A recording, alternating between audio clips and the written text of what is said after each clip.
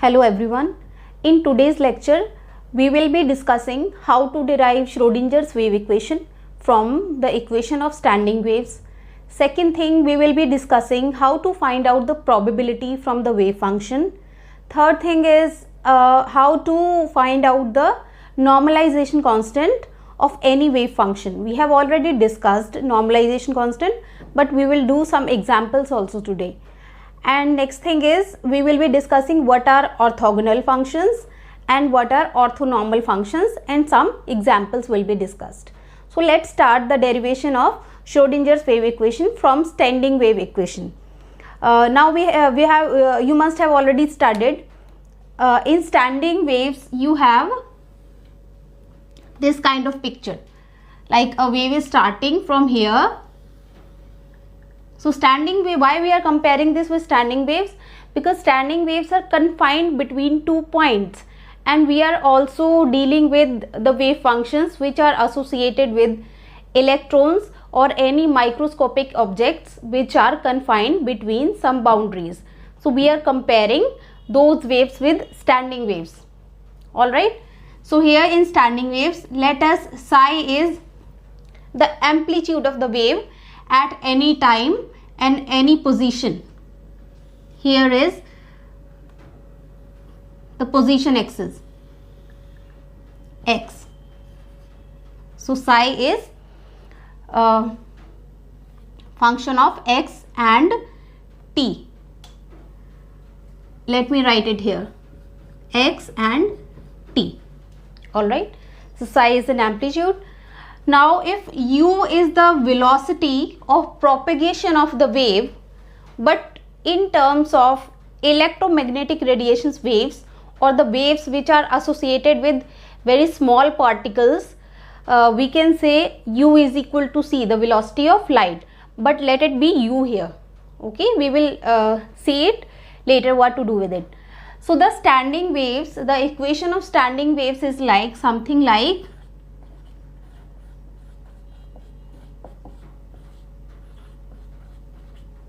is equal to 1 by u square, this u,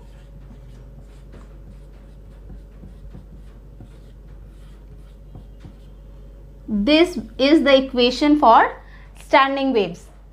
Now see, because we have to deal with time independent Schrodinger's wave equation, so we will separate this psi function into two functions which independently are let us call it capital psi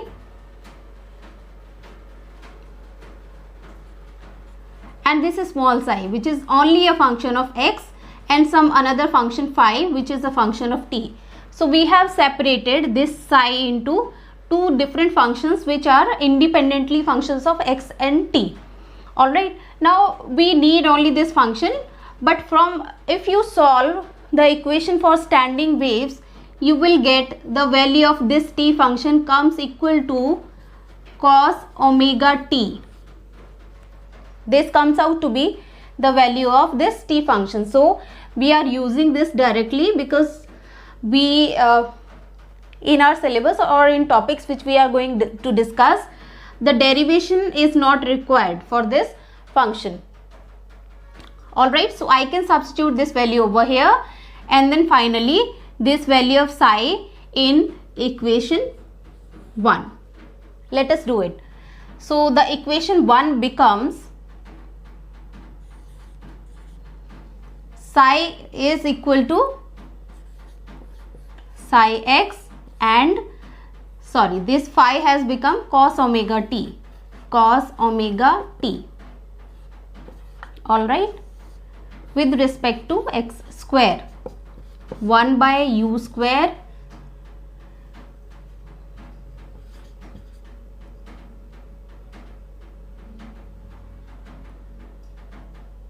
okay, u square, this is psi x cos omega t with respect to t. I can write it here. This function is equal to cos omega t when we solve the equation for standing waves. Alright, now on the left hand side we have x variable, on the right hand side we have t variable. So this cos function is independent of x. This cos function will come out of this differential sign. So we have cos omega t psi x x square, left side, and right side we have, now this function, this is independent of x, so x not a variable here, psi x will come outside, and inside you will have cos omega t only with respect to t square. So this is the equation. So when you differentiate this with respect to t, we have this side we have cos omega t x is equal to, differentiated twice, it will become minus cos omega t. So minus comes over here and the coefficient of t. So because we are differentiating twice means omega square. So it will be minus omega square. Or let me write it like this only, u square psi x, here minus, you will have minus omega square cos omega t. Alright, so we have cos omega t this side and we have cos omega t this side, both are cancelled out. So we are left with this equation, x square is equal to minus omega square u square psi x. Alright, this equation. So let us further simplify this equation. Let us say this is equation number 2.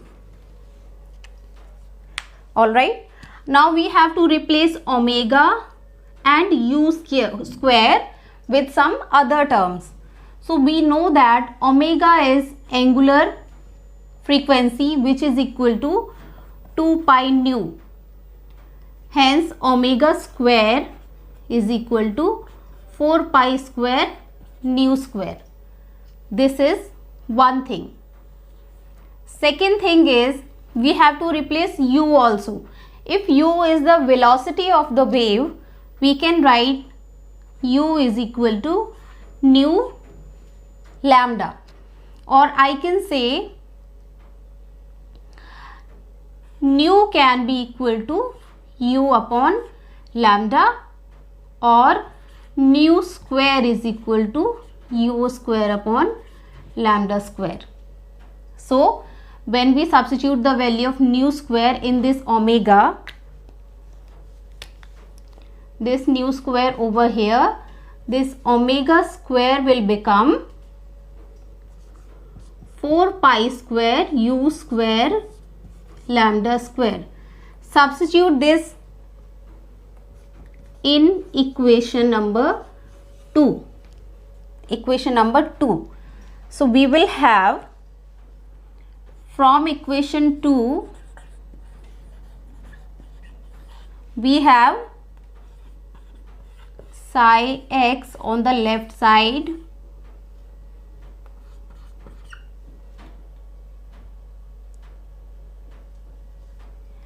is equal to, omega square will be it's minus 4 pi square u square lambda square u square and psi x. This becomes equation 2. Again u is cancelled out. Now we have to replace this lambda also. So using de Broglie's equation,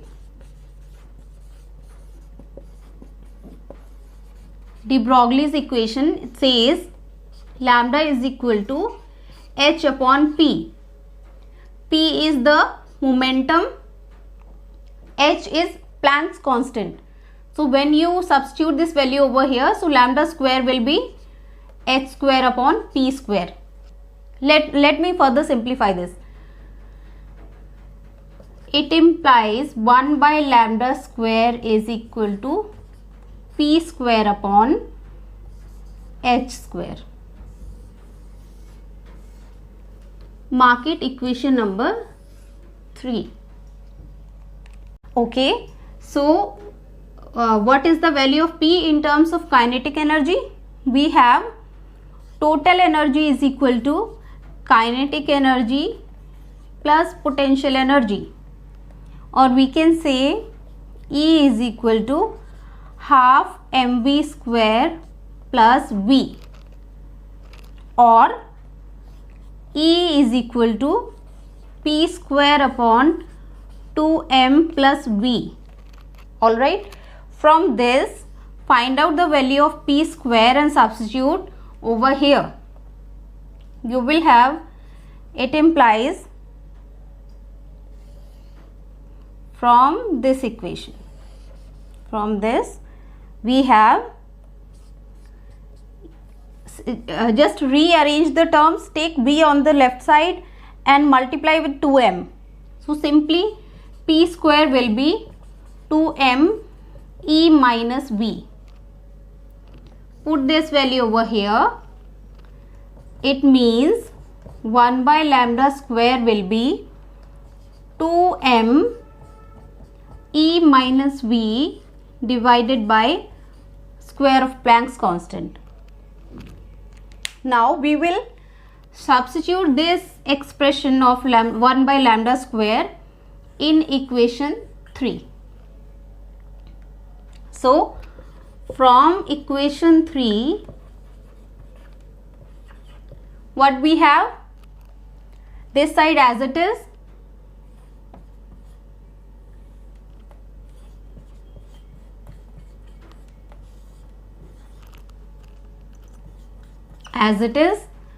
right hand side will become minus 4 pi square, 1 by lambda square is this, 2m E minus v h square and psi x. So this equation is Schrodinger's wave equation. Now let us rearrange the terms and we will get the simplified equation. Alright, so mark this equation as equation number 4. So we will rearrange equation number 4. So this is our equation number 4. Let us rearrange the terms and get the simplified value of Schrodinger wave equation. So what we do is, first of all, take this term, substitute h bar is equal to h upon 2 pi. That means 1 by h bar square will be 4 pi square upon h square, this term. Alright, so we substitute this. We will get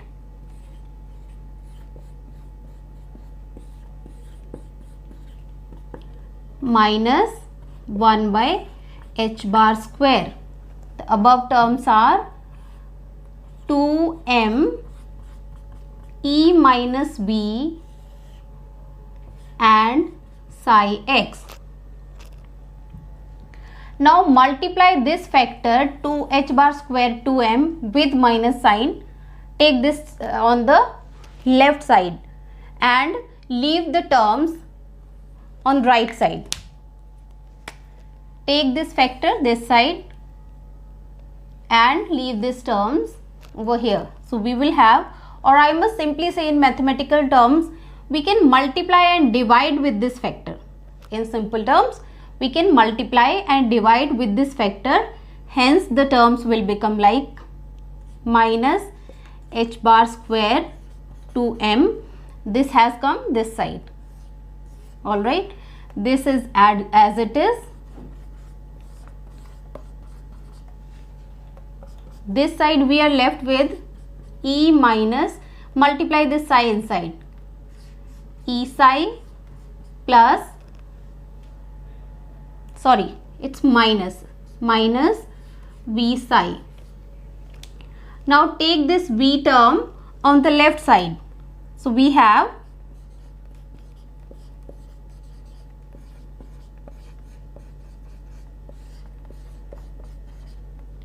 minus will become plus, and V psi is equal to E psi. So now this is the Schrodinger's wave equation. Now what I can do, one more thing is, take psi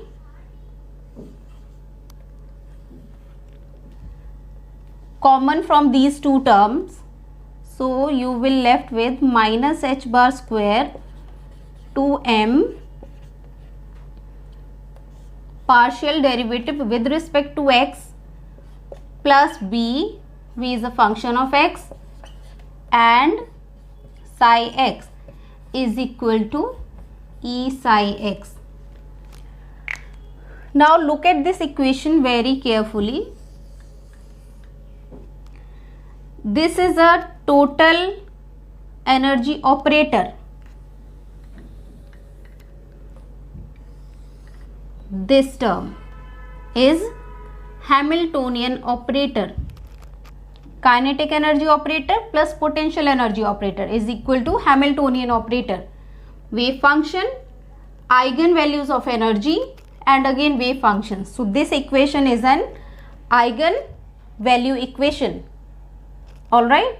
So this way, while deriving Schrodinger wave equation, we get the expression for Hamiltonian operator, as we have already studied, and we have used this kinetic energy operator to derive the linear momentum operator. So this entire equation is Schrodinger's wave equation.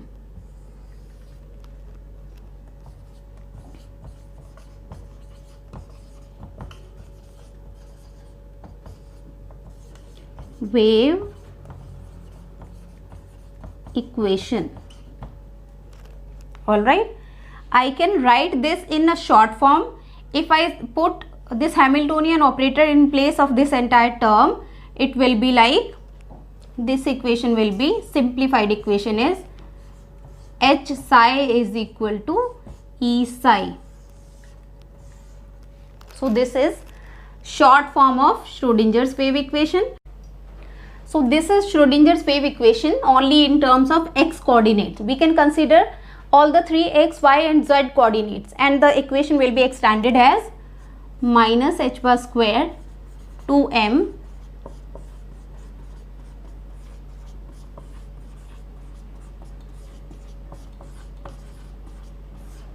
this term plus v. Now it will be a function of x, y and z, all the coordinates. Again psi x, y, z is equal to energy and psi x, y, z. Alright. Now this is known as del square Laplacian operator. Laplacian operator. We have already done this in detail. So when we substitute the value over here, it will be 2m del square v x, y, z, or you can see del is also a function of x, y, z, x, y, z psi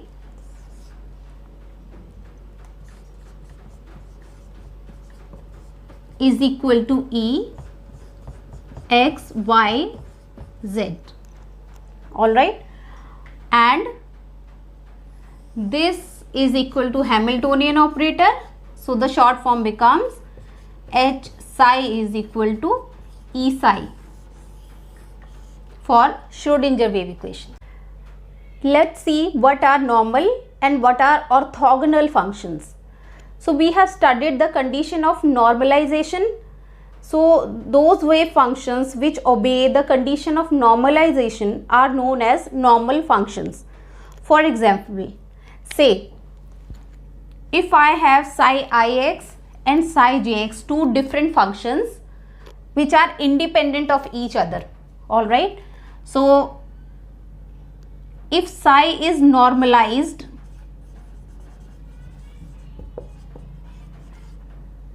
if these both are normalized, they will obey this condition within the limits. Let's see the maximum limits, minus infinity to plus infinity.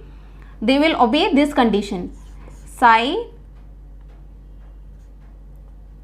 ix star psi I x and dx is equal to 1.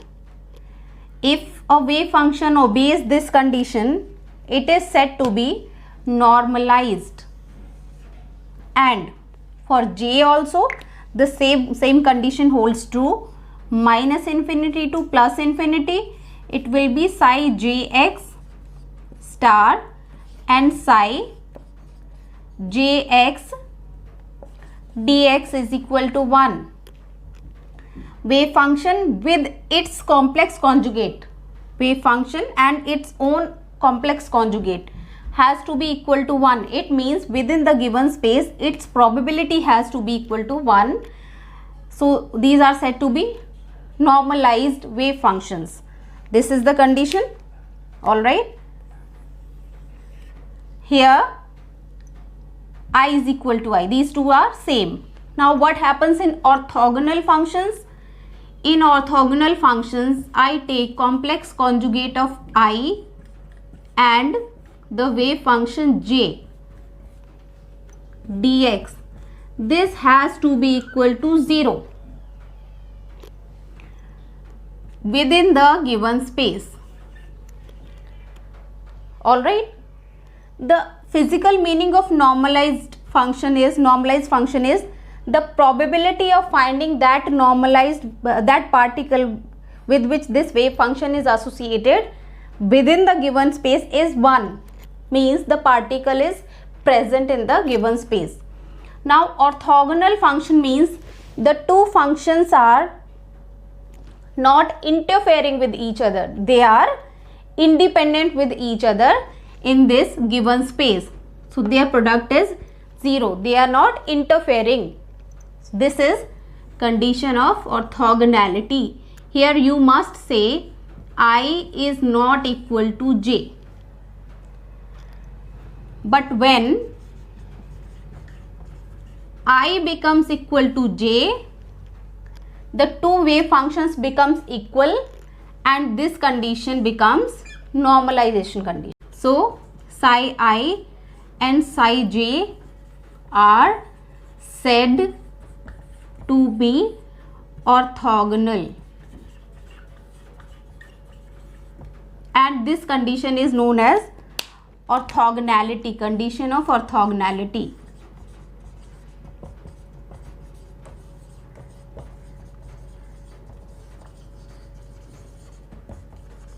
Condition of orthogonality. All right, now there is another term, orthonormal functions.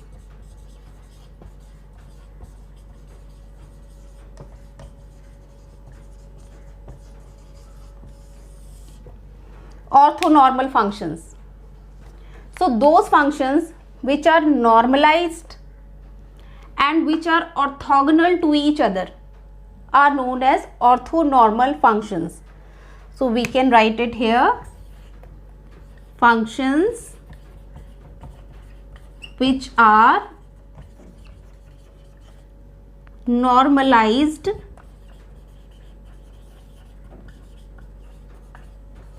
and are, let me write with this, orthogonal to each other are known as orthonormal functions.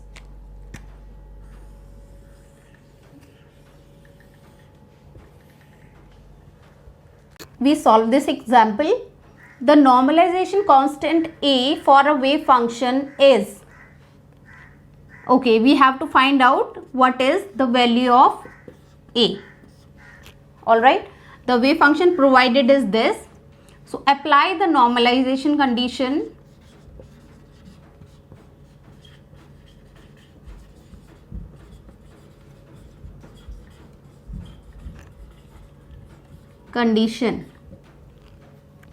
What is that? Within the limits, variable is only one, phi. You have to take complex conjugate of psi as a function of phi and psi as a function of phi d phi within the limits. What are the limits? Phi is varying from 0 to 2 pi. 0 to 2 pi. Substitute the value 0 to 2 pi. Phi star will be, complex conjugate of this will be a e raised to power minus iota m phi. A minus iota m phi, and value of psi is plus iota m phi and d phi, and this condition has to be equal to 1. This is normalization condition. Simplify this. A and a becomes a square, comes out of this integral sign. This minus and minus cancelled out, become e raised to power 0 and 1. So this will be a square 0 to 2 pi 1 d phi is equal to 1. So phi a square, its integral is phi 0 to 2 pi is equal to 1. So what happens? This will be 2 pi minus 0. So 2 pi. A square into 2 pi is equal to 1, or we can say a is equal to 1 by root 2 pi. So the normalization constant coming out to be is a is equal to 1 by 2 pi. Substitute this value of a over here in phi. So the complete wave function, normalized wave function is 1 by 2 pi e raised to power iota m phi. This is normalized wave function.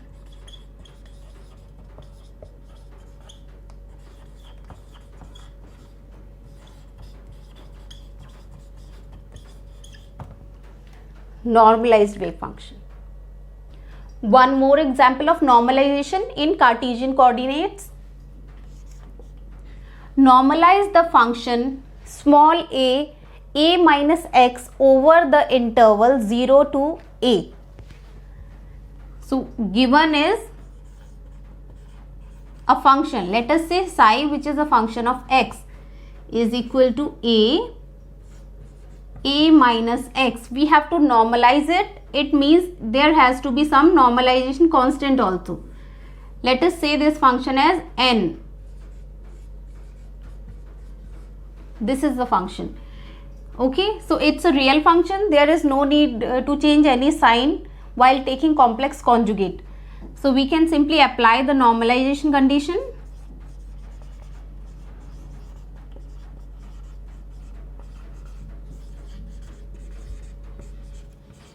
Normalization condition says limits are 0 to a psi star psi is equal to 1. Substitute the value. This will be n a minus x, n a minus x, here one more a, n a dx is equal to 1. Alright, n is a constant, n square comes out. So we have to multiply all these terms. This becomes a square minus ax whole square. Alright, a, it goes inside, becomes a square, it multiplied by this ax, and both the terms are same, so I have put whole square. Dx is equal to 1. So n square, and limits are 0 to a. We can expand it. E raised to power 4 plus a square x square minus 2ab minus 2, a and b will be a cube x dx is equal to 1, so that integration becomes simple. So I have expanded this. Now here x is the variable, a is constant again. So we'll integrate all these three terms separately. This will be a raised to power 4 x. This term will become, after integration, n square a raised to power 4 x 0 to a, plus over here you have a square x raised to power 3 by 3 0 to a.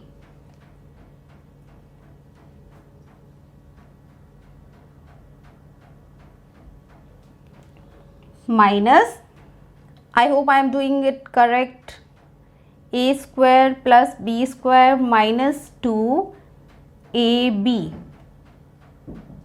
Alright, so this is 2a cube x square by 2 0 to a. You can check it, the calculations. So I think these are correct. Okay, n square, and this term, entire term is equal to 1. Now substitute the value. 0 will remain as it is. If you put it here a, it will be a5 n square inside the bracket a5. You can substitute the values, plus x cube means a square a cube, again a5 upon 3 plus 2 3. This term you will put over here, 2 will be cancelled out, a again a raised to power 5, so this is minus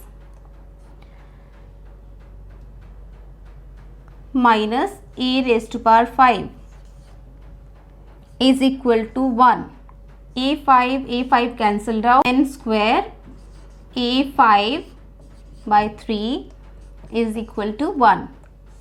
Hence n will be 3 by a raised to power 5, its root. This is normalization condition. So you can substitute the value of this normal constant over here. So the normalized wave function will be psi x is equal to root of a raised to power 5